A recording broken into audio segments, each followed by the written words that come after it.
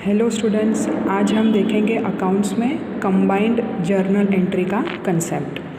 Generally for each accounting transaction separate journal entry is passed, but sometimes only one account is required to debit और credit more than one time when multiple transactions take place in a day or during specific period of time. In this case, instead of passing separate entry, only one entry passed, which is known as combined entry. तो combined journal entry का मतलब ये होता है कि अगर हम business चलाते हैं तो हमें एक दिन में बहुत सारे खर्चे होते हैं, जैसे कि हम स्टेशनरी परचेस करते हैं, कोई और गुड्स परचेस करते हैं, हमारे यहाँ नौकर चाकर काम करते हैं तो उनको वेजिस पे करते हैं, फिर सपोज़ कोई गुड्स मंगवाना है बाहर से तो कैरेज में गाड़ा भाड़ा में आएगा तो उसका भाड़ा देना पड़ेगा, तो जिसको हम कैरेज एक्सपेंस बोलते हैं। तो इस तरह के कई तरह के खर्चे होते हैं, वो हम एक दिन में कर सकते हैं और एक दिन में करना पड़ता है जब हम बिज़नेस चलाते हैं। तो ये सारे खर्चों की एंट्री हम अलग अलग ना करके एक साथ कर सकते हैं, जिसको हम बोलेंगे कंबाइंड। कंबाइंड क्यों बोला जाता है कि एक दिन में या फिर कोई पर्टिकुलर टाइम पीरियड में, सपोज़ कि 5 घंटे में, 6 घंटे में हम कोई भी टाइम स्लॉट डिसाइड कर सकते हैं और उस टाइम स्लॉट में जितने भी बिज़नेस के ट्रांजैक्शंस हुए हैं उन सब के ट्रांजैक्शंस के रिलेटेड एंट्री कंबाइन कर सकते हैं और एक एक करके सेपरेट एंट्रीज पास करने की ज़रूरत नहीं पड़ती। So in brief, when 2 or more than 2 accounts are associated for a transaction, in such case combined journal entry can be passed। ठीक है, तो जब 2 या 2 से ज़्यादा अकाउंट्स यानी कि 2 या 2 से खर्चे होते हैं तो उसके लिए हम कंबाइंड जर्नल एंट्री पास कर सकते हैं। In brief, when more than 2 accounts are associated at the same time in any accounting transaction, combined entry is passed. तो जब कोई भी टाइम यानी कि अकाउंटिंग ट्रांजैक्शन में कोई भी टाइम पे जब 2 से ज़्यादा अकाउंट्स जुड़े हुए होते हैं तो उस केस में हम कंबाइंड जर्नल एंट्री पास कर सकते हैं। इसके लिए एक एग्जांपल दिया गया है आपकी टेक्स्ट बुक में। On 15th January 2015 for wages 300, salary 2000, telephone bill 500 are paid in cash. तो 3 तरह के खर्चे इसमें कैश में पे किए गए हैं।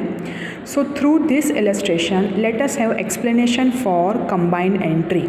तो अगर हम सेपरेट एंट्री ना निकाल के कंबाइंड एंट्री पास करें तो किस तरह से करेंगे, ये इस इलस्ट्रेशन में समझाया गया है।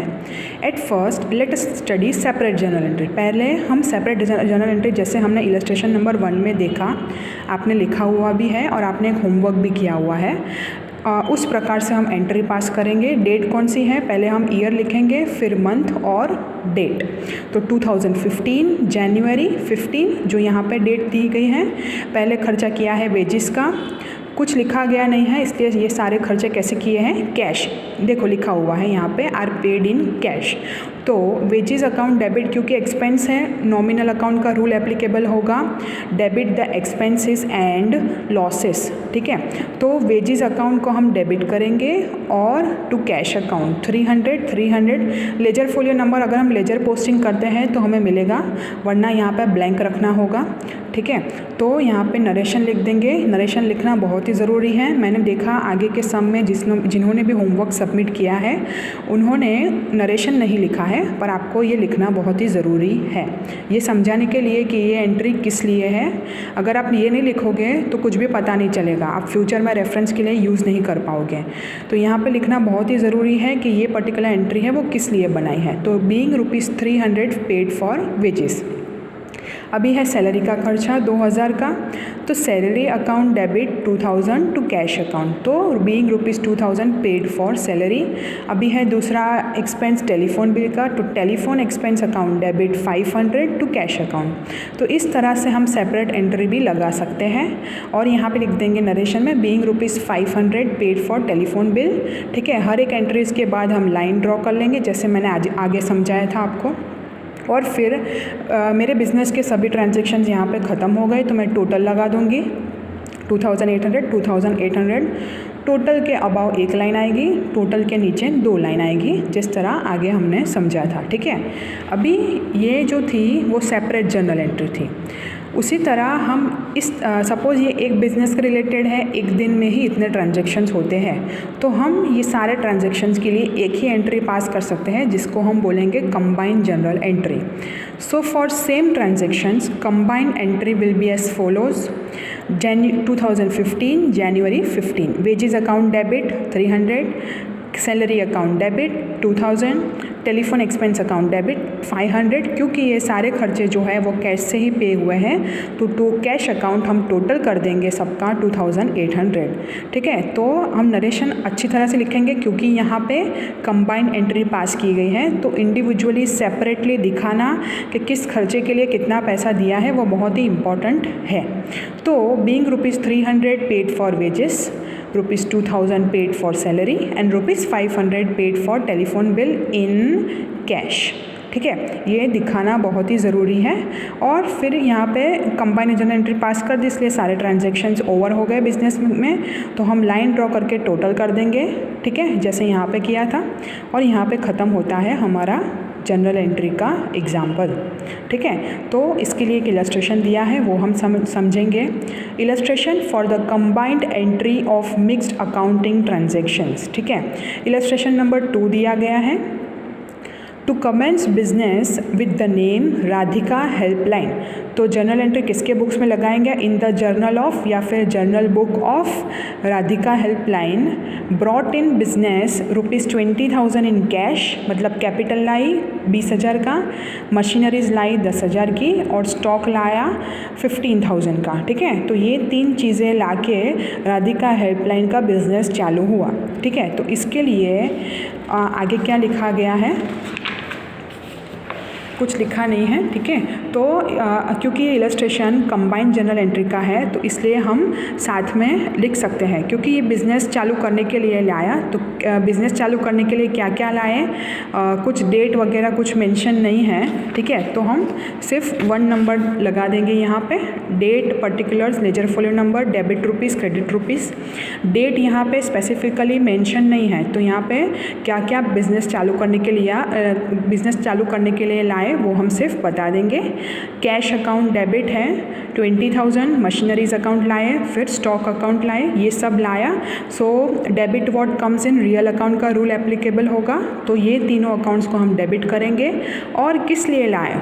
तो बिज़नेस शुरू करने के लिए लाए, तो 2 कैपिटल अकाउंट, इन तीनों का टोटल 45,000। और नरेशन लिख देंगे नीचे एंट्री के बाद।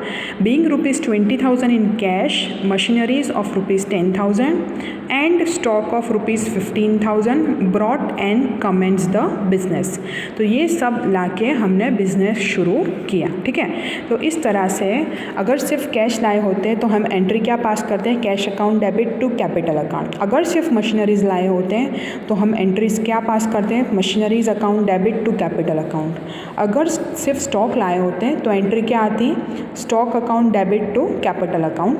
तो इस तरह से हमें कंबाइंड जर्नल एंट्री में तीनों इकट्ठा लेना है और सिर्फ क्रेडिट करना है टू कैपिटल अकाउंट, क्योंकि ये सब बिजनेस कमेंट्स करने के लिए बिजनेस में लाते हैं। ठीक है, तो यहाँ पे ख़त्म होता है आपका illustration number 2 which is for combined journal entry. ये इलस्ट्रेशन आपको आपकी बुक में लिखना है। ठीक है, फिर हम नेक्स्ट टॉपिक देखेंगे, journal for different types of transactions. So, in the business, varieties of transactions take place. Keeping in mind different types of transactions, how to write their journal entries, let us study from the following illustrations. अभी कौन से illustrations आएंगे? अलग अलग transactions के लिए किस तरह की entries पास करनी है business में, उसके लिए सारे illustrations आएंगे। तो पहला वाला transactions है transactions for capital and drawings when new businesses commence। तो जब हम कोई न्यू बिजनेस को चालू करते हैं, ठीक है, तो पैसा लाते हैं या फिर पैसा का उपाड़ करते हैं, यानी कि कैपिटल यानी पैसा जमा होना बिजनेस में, और पैसों का ड्राइंग्स विड्रॉवल होना यानी कि ड्राइंग्स। ठीक है, so from the view point of accounting, a business entity और firm and the owner of business considered as separate independent entities. तो इसके लिए अकाउंटिंग का पॉइंट ऑफ व्यू एक बिजनेस है और उसका ओनर है, ये दोनों को अलग माना जाता है, इसलिए ही हम एंट्रीज पास करते हैं है, जो ओनर जो है वो अपने बिजनेस में कितना कैपिटल, कितना पैसा लगाता है और कितना पैसों का उपाड़ करता है। ठीक है, तो ये दोनों को यानी कि बिजनेस को और उसके मालिक को दोनों को अलग व्यक्तित्व दिया गया है। We as accountant have to write the accounts of business, not of the owner of the business। तो हमें बिजनेस का अकाउंट्स मेंटेन करना है, ओनर के साथ हमारा कुछ लेन देन नहीं है। हम बिजनेस के पॉइंट ऑफ व्यू से देखेंगे हमेशा जब भी हम अकाउंट्स लिखेंगे। So always remember this rule. Owner invest capital in different forms at the time of commencement of business as well as the current business. जब भी हम बिज़नेस चालू करते हैं तब भी ओनर पैसा लगाता है, और जब बिज़नेस चालू हो जाने के बाद जब कभी भी ज़रूरत पड़ेगी बिज़नेस में तब भी ओनर अपना पैसा लगाता है। So this investment is made by the owner in the form of cash in asset or as receivables. ठीक है, तो ये जो इन्वेस्टमेंट ओनर करेगा वो डिफरेंट फॉर्म्स में होगा, कैश में भी हो सकता है, कोई मशीनरी भी ला सकता है, या फिर कोई रिसीवेबल्स डेटर्स भी हो सकते हैं। ठीक है, किसी के पास से बोरो करके भी पैसा लगा सकता है। So as per the rule of credit the giver the owner of business capital account will be credited. जैसे हमने आगे किया, ठीक है, ओनर का पर्सनल नाम, ओनर का कैपिटल अकाउंट जो है, क्योंकि ओनर पैसा दे रहा है तो ओनर कैपिटल अकाउंट्स को हम क्रेडिट करेंगे, यानी कि टू कैपिटल अकाउंट हम क्रेडिट करेंगे। ठीक है, here the owners capital account is a liability of business entity towards its owners. हम क्यों ओनर्स के अकाउंट को क्रेडिट करेंगे? क्योंकि ओनर जो है वो हमारा मतलब आगे जाके हमको ओनर को पैसा देना पड़ेगा। जब बिज़नेस प्रॉफिट आएगा, बिज़नेस का प्रॉफिट होगा, तो आगे जाके जो भी पैसा ओनर ने लगाया है बिज़नेस में उन सारों का पैसा हमें रिटर्न करना पड़ेगा। So when the owner of a business consumes goods of business, asset, cash or any other service for his personal consumption, it reduces the capital of the owner।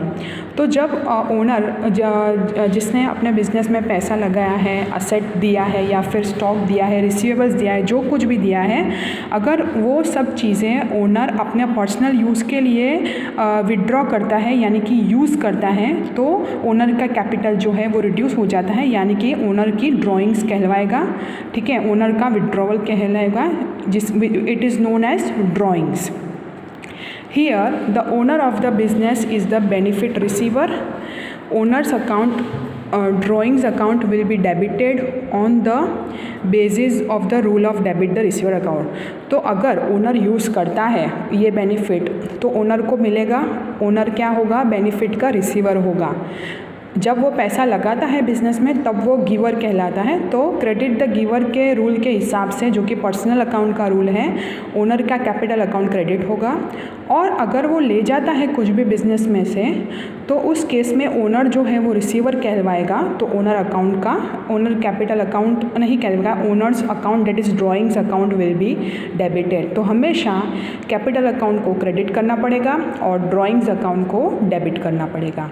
So if the owner of a business pays his personal expenses from the business, that also is treated as drawing. अगर owner का खुद का घर का electricity bill, उसकी medical bill या फिर life insurance premium जो कि उसका पर्सनल एक्सपेंस है, अगर वो बिज़नेस में से विड्रॉ करके भरता है तो उसको भी हम ड्राइंग्स कहेंगे, क्योंकि ओनर ने बेनिफिट रिसीव किया है बिज़नेस में से, ओनर ने पैसा उपाड़ा है, पैसा लिया है बिज़नेस में से।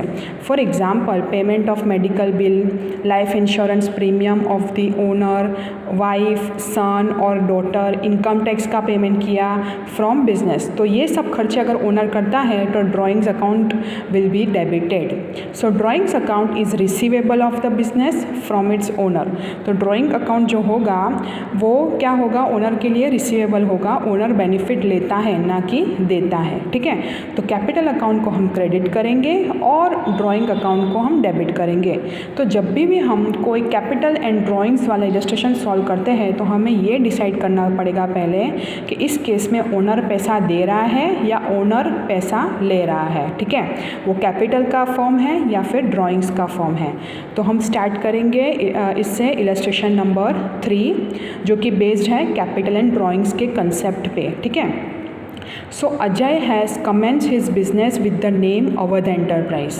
तो हम जर्नल एंट्रीज किसके बुक में पास करेंगे? Journal entries in the journal of या फिर in the book of Awadh enterprise, आप कुछ भी लिख सकते हो। जर्नल बुक ही आती है, उसमें ही ये सारी एंट्रीज बिजनेसमैन करता है, तो हम अवध एंटरप्राइज के बुक्स में सारी एंट्रीज पास ऑन करेंगे। So right journal entries from transaction of July 2014। तो जुलाई 2014 ईयर और मंथ कॉमन रहेगा, डेट चेंज होती रहेगी, तो हम ईयर और मंथ पहले फॉर्मेट ड्रॉ कर लेंगे। Date, particulars, ledger folio number, debit rupees, credit rupees. हमेशा आपको रुपीज़ का नया सिंबल ही रखना है, भूल से भी आप पुराना सिंबल मत लिखना, अभी ये वाला सिंबल ही चलता है हर जगह, ठीक है। तो पहले क्योंकि ईयर और मंथ कॉमन रहता है तो हम हर जगह वो रिपीट नहीं करेंगे, सिर्फ ऊपर लिख लेंगे 2014 जुलाई। पहला वाला ट्रांजैक्शन क्या है? Introduce capital of rupees 50,000 and commence business, ठीक है। बिजनेस चालू किया, कैश लाई उसके लिए, ठीक है। तो owner is the giver of the business, क्योंकि ओनर ने 50,000 रुपये लगाए, तो हम क्या करेंगे? Cash account debit 50,000 to capital account 50,000 और ब्रैकेट में लिख देंगे being rupees 50,000 brought in and commence business. तो 50,000 रुपये ला के ओनर ने बिजनेस कमेंस किया, जो कि अजय है, अवध एंटरप्राइज का ओनर, ठीक है। दूसरा क्या है? फोर्थ डेट को brought goods of rupees 10,000, furniture of rupees 2,000 and debtors of rupees 30,000 in business. तो ये सब भी लाए, ठीक है। तो क्योंकि तीन चीज़ें एक ही दिन में लाए हैं तो हम कंबाइंड जर्नल एंट्री पास कर सकते हैं। तो यहाँ पे लिख देंगे गुड्स अकाउंट डेबिट, ठीक है, फर्नीचर अकाउंट डेबिट और डेटर्स अकाउंट यहाँ पे रिस्पेक्टिव अमाउंट लिख देंगे। और क्योंकि ओनर है वो लाया है तो ओनर इज़ द गिवर, तो टू कैपिटल अकाउंट हम क्रेडिट कर देंगे इन तीनों का टोटल, यानी कि 42,000 और ब्रैकेट में लिख देंगे being goods of rupees 10,000, furniture of rupees 2,000 and debtors of rupees 30,000 brought in the business. तीसरा क्या है? 10th डेट को sold bike of rupees 20,000 for rupees 15,000 out of which rupees 10,000 introduced in business. अभी ये बहुत ध्यान रखना आप, पहले क्या है? 20,000 की बाइक थी, ठीक है, 20,000 की कीमत थी उसकी। मैं बाहर बेचने गई बाइक को तो मुझे कितने पैसे मिले? 15,000। उसमें से मैंने 10,000 ही बिजनेस में लाए, बिजनेस में लगाए। तो पहले तो ओनर इज़ द गिवर है तो कैपिटल अकाउंट तो क्रेडिट होगा, वो नक्की हो गया, ठीक है।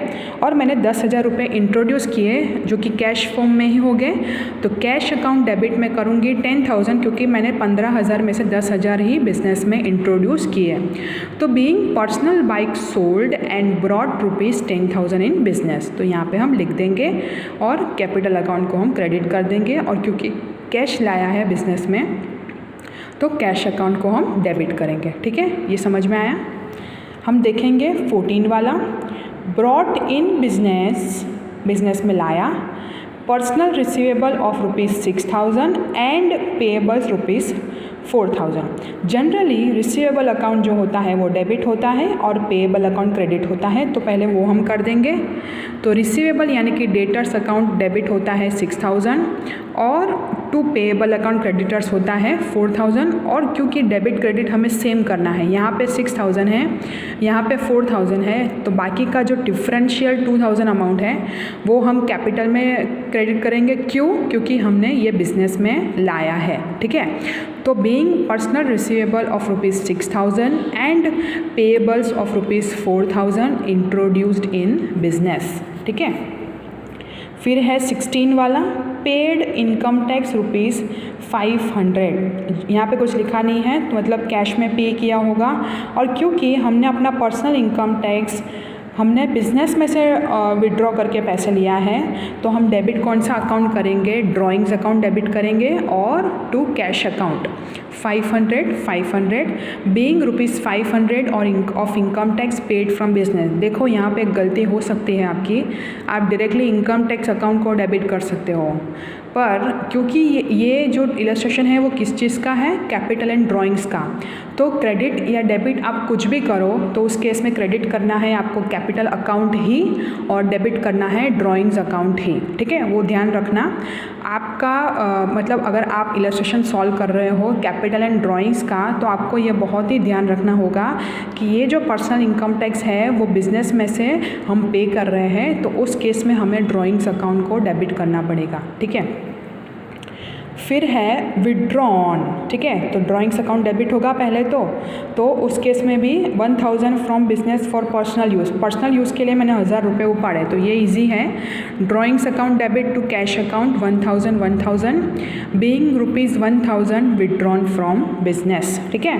तो ये वाला भी जो है उसमें ड्राइंग्स डेबिट होगा क्योंकि मैंने पैसे का उपाड़ लिया है, तो ओनर इज़ द रिसीवर, तो उस केस में ड्राइंग्स अकाउंट डेबिट होगा। जहाँ ओनर इज़ द गिवर होगा उस केस में कैपिटल अकाउंट क्रेडिट होगा, और जहां ओनर इज़ द रिसीवर होगा उस केस में ड्राइंग्स अकाउंट डेबिट होगा। फिर क्या है, paid ₹200 for life insurance premium for business. देखो मैंने क्या किया, अपना खुद की लाइफ इंश्योरेंस पॉलिसी थी उसका प्रीमियम मैंने बिजनेस में से पे किया, तो उस केस में भी क्या होगा, ड्राइंग्स अकाउंट डेबिट होगा, ड्राइंग्स अकाउंट डेबिट होगा टू कैश अकाउंट 200 और यहाँ पे लिख देना पड़ेगा मुझे being ₹200 of life insurance premium paid from business. फिर क्या है, withdrawn goods of ₹400 for personal use, ठीक है।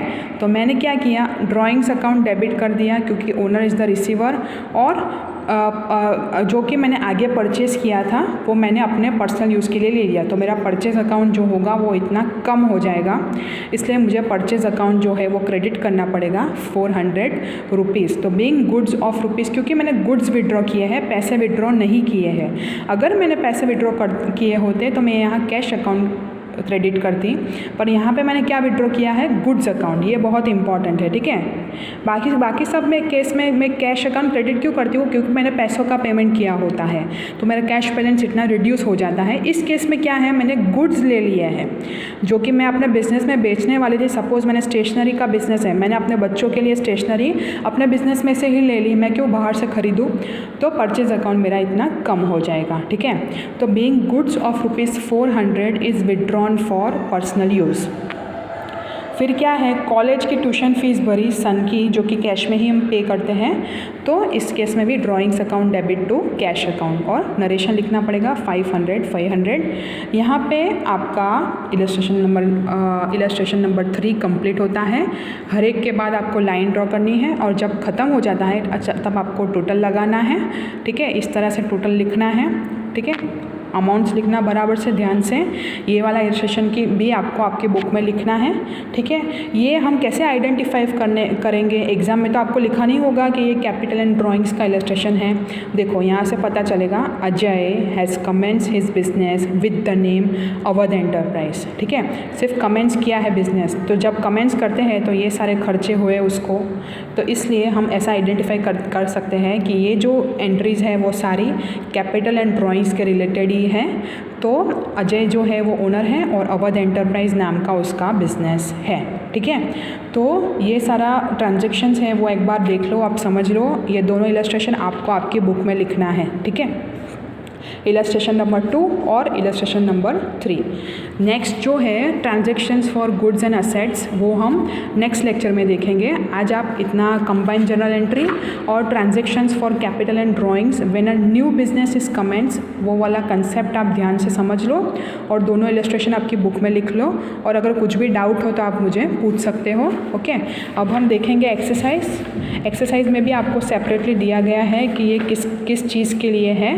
तो देखो आप, क्वेश्चन नंबर 6 जो है वो आपको होमवर्क करना है, ठीक है। मैं इसे टिक करके स्टार करती हूँ और यहाँ पे लिख देती हूँ होमवर्क। यहाँ पे लिखा हुआ है transactions for capital and drawings, ठीक है। तो ये वाला एक्सरसाइज का क्वेश्चन है वो आपको होमवर्क में लेना है, और आगे कोई क्वेश्चन हो तो मैं देख लेती हूँ। An amount withdrawn from bank account, ये कर लेना। Expenses incurred to purchase asset, ये नहीं है अभी तक, ये भी नहीं आया है। टाइप्स ऑफ डिस्काउंट्स भी नहीं आए हैं। When combined journal entries are written, ये देख लेना। ये भी नहीं है, ये नहीं है। ओके,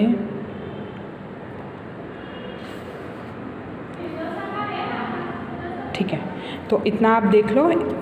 आंसर इन 1 सेंटेंस में थर्ड वाला है, ठीक है, और MCQ में सेकंड वाला है, और क्वेश्चन नंबर 6 जो है वो आपको होमवर्क करना है, क्योंकि आज मैंने जो समझाया उसका ही ऐसा इस तरह का ही आपका एक्सरसाइज का क्वेश्चन है। बाकी सब तो नहीं है, बाकी सब जो है वो डिफरेंट कंसेप्ट के रिलेटेड है। ओके, तो आप ये एक बार देख लो, समझ लो, और मैंने जो होमवर्क दिया है उसके पिक्स निकाल के भेजना, और ये वाला क्वेश्चन आपको विदाउट फेल सॉल्व करना है, ताकि आपको पता चले कि आपको एंट्रीज लिखना आता है या नहीं, किस तरह से आपको आइडेंटिफाई करना है कि कैपिटल का ट्रांजेक्शन है या फिर ड्राइंग्स का ट्रांजेक्शन है। ओके, तो आप समझ लो, और कुछ भी डाउट हो तो आप मुझे पूछ सकते हो। Thank you so much.